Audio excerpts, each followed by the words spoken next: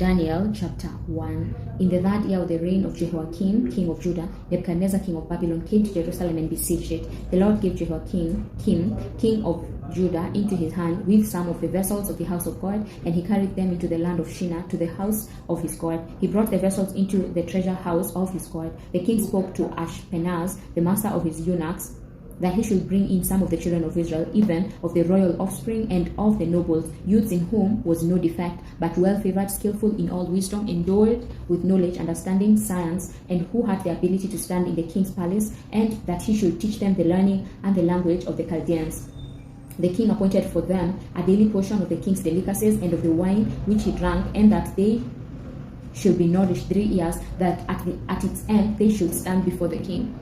Now among these of the children of Judah were Daniel, Hananiah, Mishael, and Azariah. The prince of the eunuchs gave names to them. To Daniel he gave the name Belteshazzar, to Hananiah Shadrach, to Mishael Meshach, and to Azariah Abednego. But Daniel purposed in his heart that he will not defile himself with the king's delicacies, nor with the wine which he drank. Therefore he requested of the prince of the eunuchs that he might not defile himself. Now God made Daniel find kindness and compassion in the sight of the prince of the eunuchs. The prince of the eunuchs said to Daniel, I fear my lord the king, who has appointed your food and your drink. For why should he see your faces worse looking than the youths who are of your own age? Then you will endanger my head with the king. Then Daniel said to the steward, whom the prince of the eunuchs had appointed over Daniel, Hananiah, Mishael, and Azariah, test your servants, I beg you, 10 days, and let them give us vegetables to eat and water to drink. Then let our faces be examined before you, and the face of the youths who eat of the king's delicacies, and as you see, deal with your servants. So he listened to them in this matter and tested them for 10 days. At the end of 10 days, their faces appeared fairer, and they were fatter in flesh than all the youths who ate of the king's delicacies. So the steward took away